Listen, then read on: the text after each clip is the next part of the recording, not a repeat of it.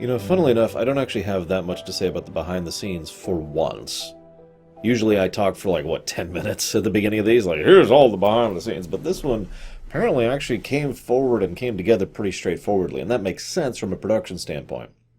See, there was this film they were working on, I wrote down the name, Song of the Sea, and most of the main development staff was like, all right, we're going to make this together, and it's going to work, and it's just... Okay, let's try... Maybe if we... maybe if we put it upside down, is that going to work? No. It just wasn't working, no matter what they did. And it was based on this tale of Orpheus. And they just couldn't get it working, and I believe pieces of it ended up being taken over to Hercules, but that's off topic. The point being, they just couldn't get it to work, and finally Katzenberg... Eventually I will stop referencing him. By the time at which this movie came out, he had long since left for DreamWorks, but by the time this film started production, he was still working there, and he was like, all right, guys, stop working on that Orpheus tale. We're going to work on Hunchback instead. Now, the original Hunchback of Notre Dame, of course, was a very architectural tale, and very, very, very dark. Way too dark for this. I've actually heard some people say, and in fact, in Discord, right before I sat down to record this, I heard someone ask, why make this into a Disney film?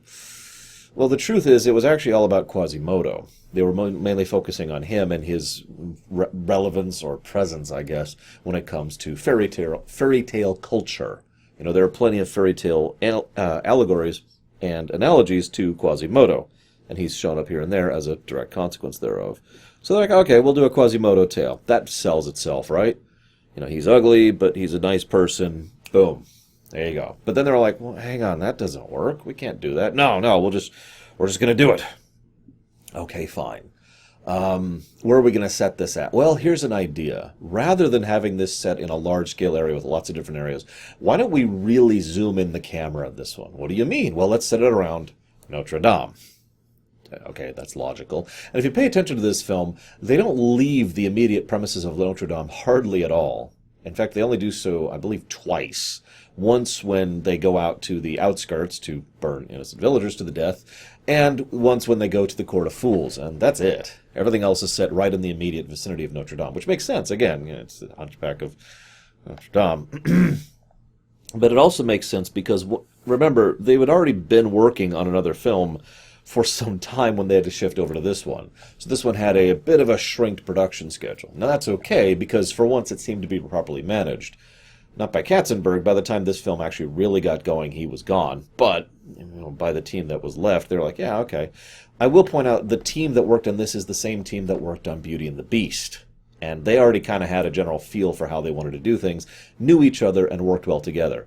Which is part of why, once again, I return to my point about having good management is exactly what you need for these kind of projects. Even though they had a truncated everything and they had to just completely chop up the actual story, the Victor Hugo novel, they still managed to make a fairly decent film because they had good management. Go figure. Oh yeah, notice that we are actually in France. The good news is we're not going to see the Virginia company this time around. Anyway, so they start off with the villain right up front. It's the first thing we see. Oh my God, I am evil and terribly awful. Yes, I'm going to destroy you all. I will go ahead and admit I didn't even catch at first that he was divorced from the church. He's the minister, the judge, rather than being the archdeacon. In short, he's not actually a member of the Catholic Church. Which means, if you're paying attention, the Catholic Church is portrayed in a universally positive light in this film. How rare is that? I mean, I'm not trying to throw any shade, but fiction has used the Catholic Church as its punching bag for decades at this point. So wait, what? Because for the longest time I assumed what they were doing was showing both sides of the church, Frollo and the archdeacon, the actual archdeacon in the film. But nope. Anywho, I just got to mention something really quick about Frollo. First of all, Tony J is amazing. He is super awesome, and I am a huge fan of his, and I'm very sad now. All right, how many of you know what I'm about to say? Yes, one of the actors they reached out to for voicing Frollo was Patrick Stewart. That's 5 out of 6 now. This is getting weird. Anyways. Oh, it's just, I don't know why that's so funny to me at this point. Like, at first I was like, oh, okay, that's cute. And then it showed up again, and again, and again, and I'm like, what are they doing? Anyways, so we see Frollo. Now, the first thing we see immediately is the difference between Frollo and, well, basically everyone else. As usual, the villain of the given work is generally portrayed in a negative light compared to everyone else. Even his own minions are not portrayed as evil as he or she is. In this case, though, he's willing to run down an innocent woman just because he thinks she's stealing, and is willing to kill her because she's a gypsy. I mean, she deserves to die. She's something that I don't like, and that means all of them must die forever. I'm being slightly facetious, but he is a raging racist. Which also brings me to the next point.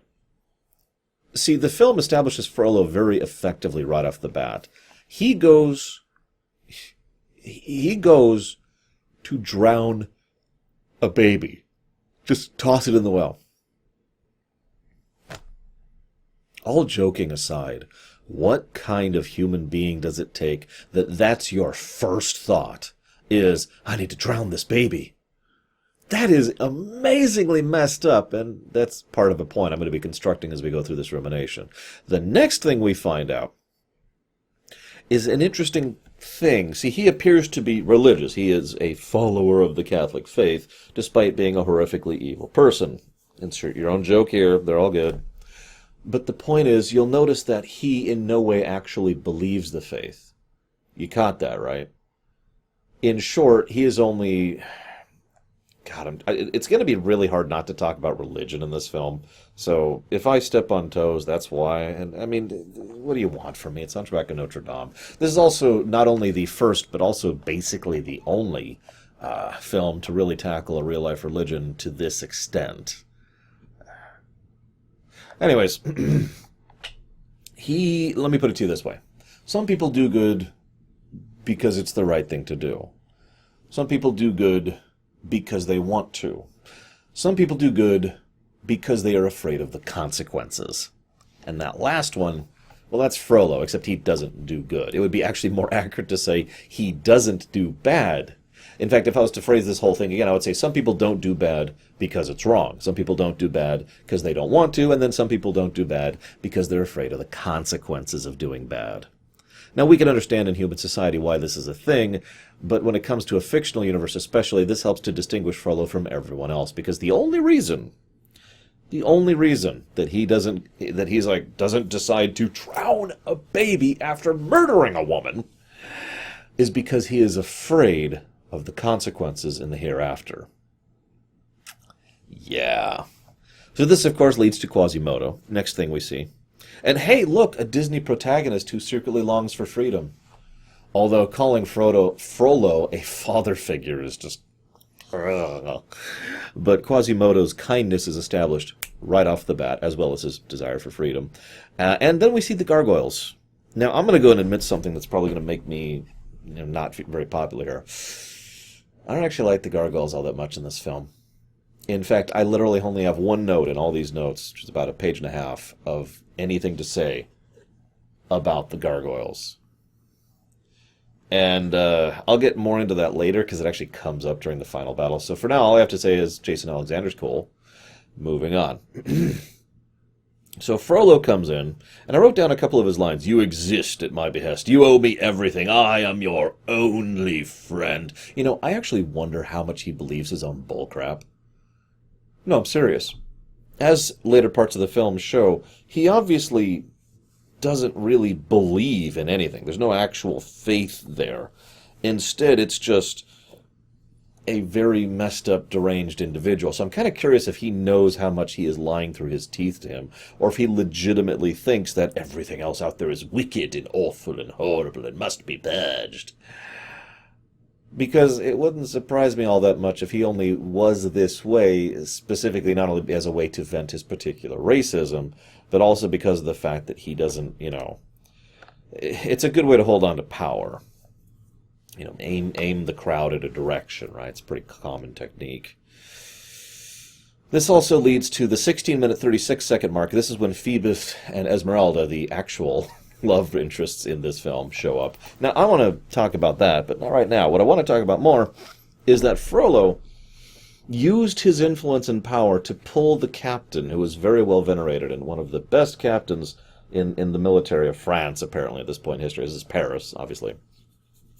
And he wanted to pull him from the front lines of the wars to go fight here. Now, that line caught me for a second. Now, I'm probably going to oust myself as a moron, but I could only find 2 wars that were happening at this point in history, which is 1831. There's the Greek War of Independence, which France was involved with, and then there was the conquest of Algeria, which was being done by France. And that's it. Are those the wars being referred to? I mean, there's actually plenty of wars that occur both before and after this point in time, and ones that involve France even, but, huh? Anyways, moving on. I know, historical accuracy, blah, blah, blah, blah, blah. Let's go ahead and talk instead about Quasimodo, who it's quickly established has not only superhuman strength, but superhuman agility. Now, I've emphasized that point because this man will literally break iron bars later with his bare hands. This is not at the level of he's kind of buff. He is literally superhuman. Now, I'm okay with that. In fact, I have no problems with that whatsoever. I'm only emphasizing it to show that he does have a natural advantage over his opponents. And this is something that, well, actually is kind of a recurring trend in these films in its own right. If we look at someone like Simba, actually, Simba's a bad example. Sorry, I actually meant Nala.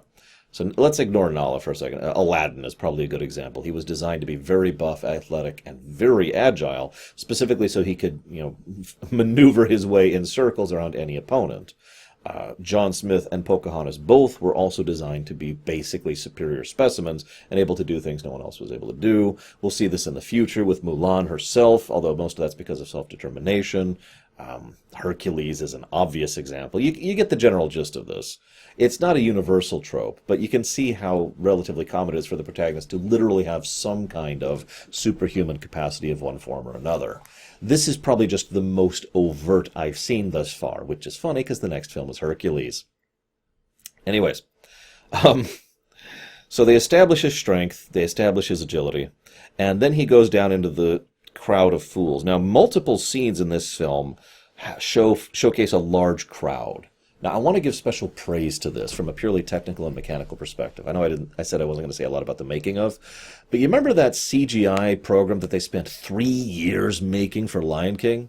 Well, as I hinted at back in the Lion King Rumination, that was not just being done for the sake of that one film, but so they could have it going forward. The reason they're able to showcase that large of a mob in multiple scenes in this film, during the Carnival of Fools, during the mob attack, during the final climactic battle with the torches and all that, the reason they were able to do that is because of that engine. They used the same engine, the same technique, and the same process and computing power in order to go ahead and make this whole thing. And I keep dancing around the word because I don't actually know if it's a software or what. I'm guessing it's a software based on the way they talk about it. They're actually pretty vague. But anyways, you get the idea. The point is they used this to generate the crowd, and it actually looks pretty good. They also, if you're noticing, they do a lot more big, epic panning shots with pure CGI. The thing they started doing all the way back in Beauty and the Beast, and they've been doing every film since. And each film, it's been getting a little bit more better. Yes, more better, not less better. It's a difference. Now, so he goes to the Fool's thing, and what's the first thing that happens? He's mocked, and then praised, and then mocked again. Now, I point that out. You remember how I made the point that Pocahontas' one of its big themes wasn't really fully realized? That struck me because in this film, that theme of the benefits and detriments of freedom was better exemplified in this film than it was back in Pocahontas, even though it was a major point of Pocahontas.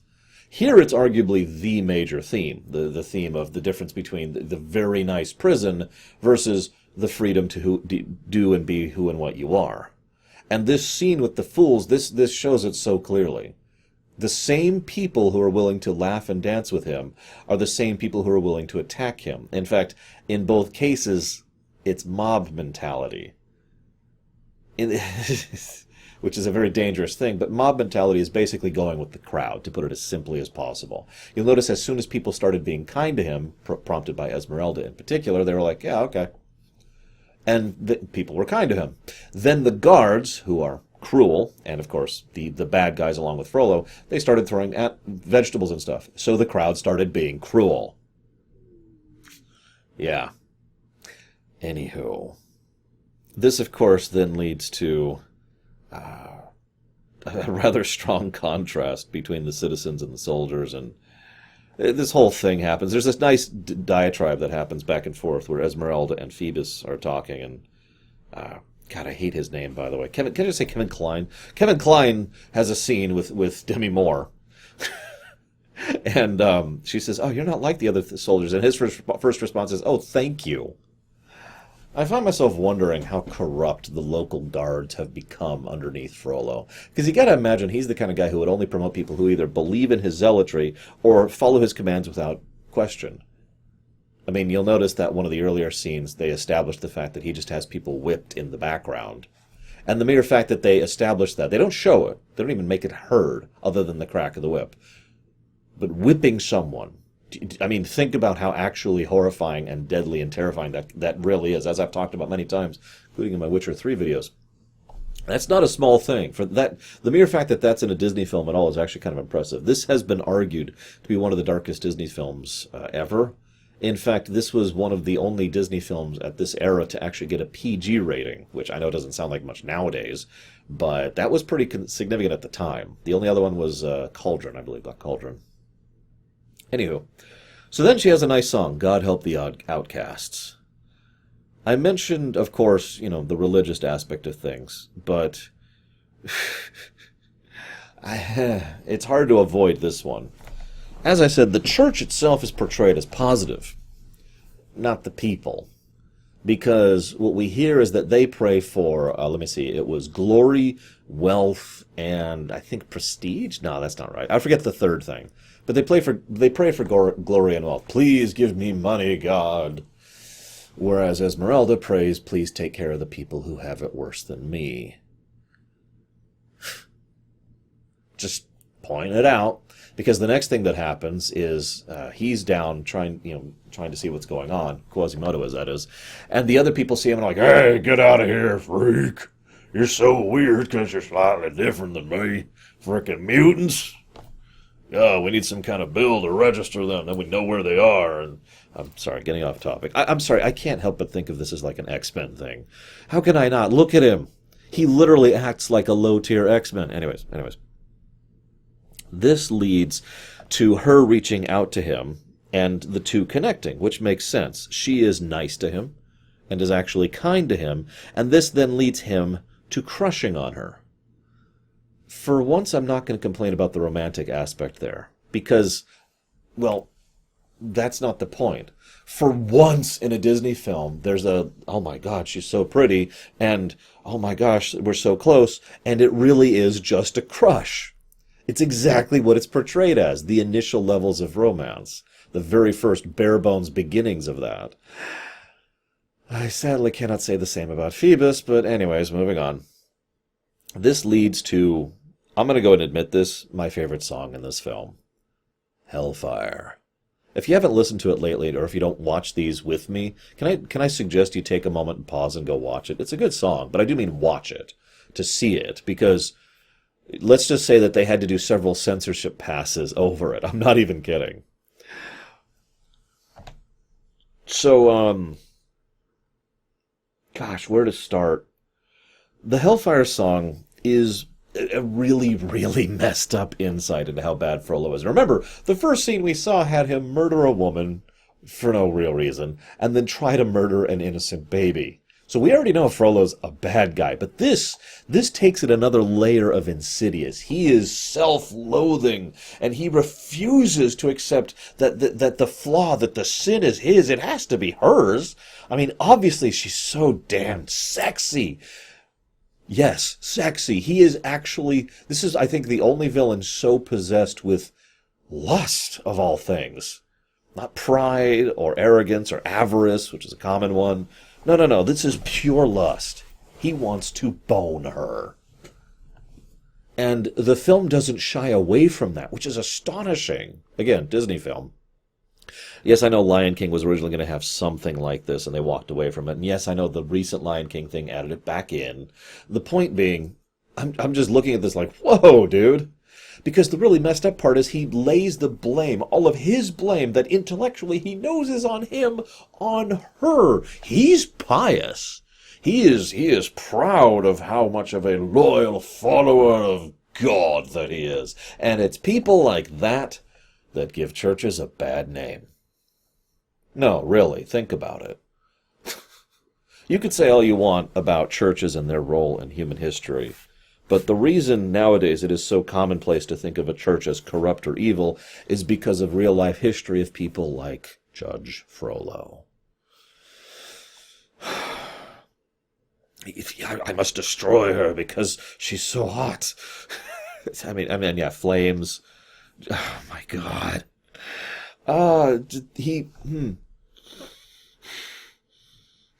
And of course, the whole thing, the damnation, just, I really do like this song. I wish I could talk about it more. It's hard for me to discuss these musical numbers in full detail. You notice I usually don't. I usually only bring up specific points that each musical number has, but this really gives an insight into how messed up Frollo is as an individual. So let's categorize really quick. Rewind. So, he wants her sexually. Not romantically, I emphasize, by the way. He does not want to be with her.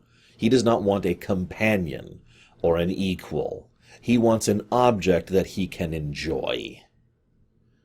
He is then willing to threaten her with death if she refuses to give him this. He says this during the song. This is in addition to the fact that he then, what happens immediately after Hellfire is just as telling.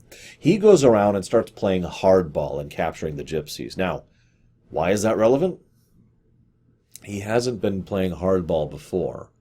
Everything he does is nothing new. It's stuff that he could have done all along if he had the motivation necessary to really push as hard as he could.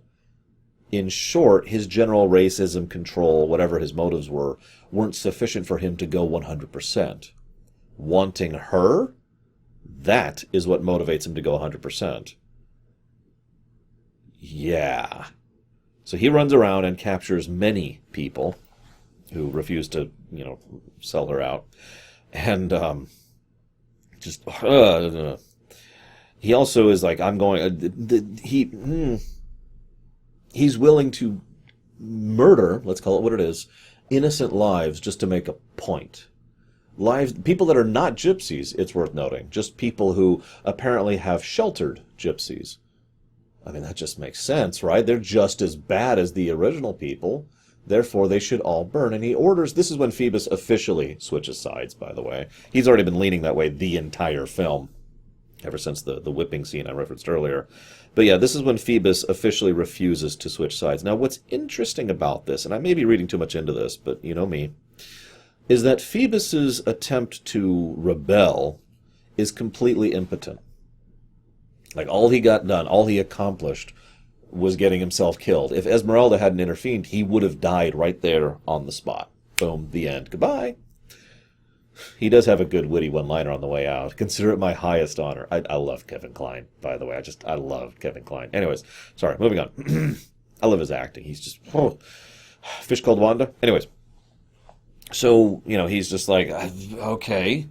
And yet when Phoebus, God, I hate that name, and Esmeralda coordinate, when the two of them work together, all of a sudden they start succeeding. And this is going to be a trend for the rest of the film, that when the main three heroes actually work together, they accomplish stuff that they kept failing at prior to, which makes sense. Meanwhile, the Gargoyles decide to push Quasimodo to romance and a song called A Guy Like You. I don't like that song. I don't. Especially since it's kind of contrary to the whole point. Again, the crush thing and the romance thing. Nevertheless, credit where credit is due. A worse and lesser work than this one would have had it so he would have done something he would have regretted, but done something foolish and stupid out of jealousy. Instead, when Esmeralda brings Phoebus to him, he does keep him safe. He does shelter him. Without hesitation, I might add. So, yeah. Grats. Props on that one. Naturally, this is when Phoebus and Esmeralda decide that they are one to love, because this is, if you're paying attention, the second time they've ever met. So, can we just call this the Disney standard romance and move on? Like, I've complained about this in almost every film to date. Moving on. Disney standard romance. Then there's this wonderful bit where Frollo yells at Quasimodo, and he says, and I quote, "All of Paris is burning because of you." Funnily enough, given the earlier thing, I'm thinking he actually believes that he actually puts no blame for this on himself, that this is all Quasimodo's fault for letting her out. If he had just kept her locked up so she could be his sex slave, then everything would be fine. God, if it wasn't Tony J, I'd just... Ugh. Thankfully, he is an excellent voice. It's the Tim Curry effect. You can take a really despicable character and give them an amazing voice actor, and it kind of helps them to be more palatable. The next thing he says, this is funny, is he's like, no, she was kind to me. That wasn't kindness, that was cunning. Well, that's funny, since you are incapable of kindness, Frollo, but you are capable of cunning. So naturally, they tricked him into the court. You notice the gypsies are just as eager to murder people, just like that, by the way. That always struck me as weird. They don't even do anything like with that at all.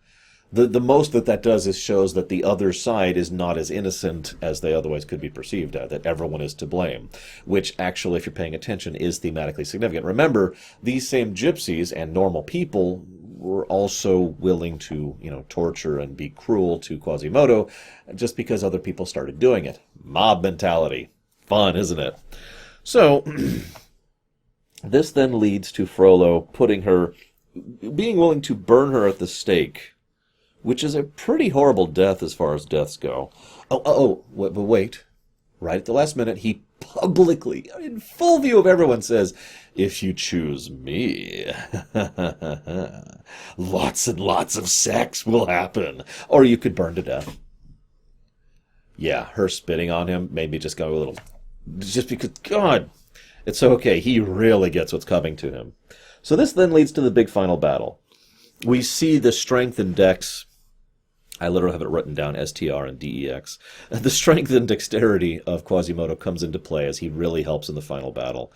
The CGI, really good stuff. I already kind of referenced that. The mob, well, now this is a funny one, because as I mentioned, mob mentality has kind of been a thing this whole film. So now the mob goes on our side because they are prompted, just like they did last time.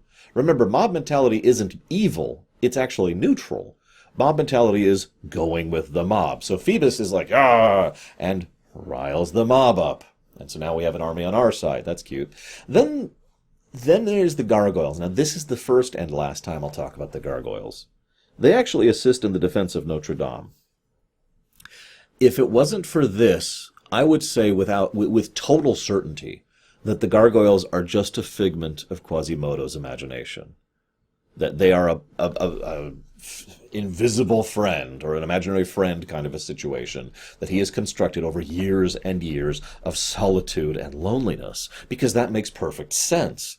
If you watch the film and listen to what they're saying in every scene, big example of this is the "she totally should love you because you're awesome" scene, the "you should fall in love with her" scene that happened just a few scenes ago. That musical number, along with many other scenes, shows that they are basically just different aspects of his own personality, his own mind talking to itself. And all of that makes perfect sense, and was confirmed by the directors, actually, that was their original intent for the Gargoyles, was for them to just be aspects of him.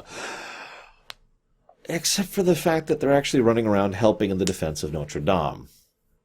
As we've been going through these films, I've been quietly cataloging and paying attention to the instances of magic throughout each of these films. And this one is, like Lion King, very, very low-tier magic. In fact, arguably, if the Gargoyles are just an aspect of his mind, then there is no magic at all in this film, which is actually kind of awesome, because it would be the first one. Unfortunately, thanks to the defense scene, we kind of have to acknowledge that they are, in fact, magic. So, yay. Now, I know I'm going to say something in a minute that's going to make you think, well, hang on, that's magic, but that's a different category. It doesn't count. So Frollo breaks sanctuary and assaults a church in the middle of downtown Paris. I guess I shouldn't call this downtown, but you know what I mean. If you don't understand why I'm saying that, he has just destroyed his career. It is over for him. You do not break the sanctity of the Catholic Church. They have plenty of power, even at this point in history. And this is something that will absolutely destroy him, because all of his opponents are going to be able to use this against him politically, and nobody's going to be willing to back him because of how far he was willing to go. This is a huge no-no. But it's good. It's good writing because it shows how far he's gone, how far he's descended. He's basically at what I usually like to call the one-winged angel point.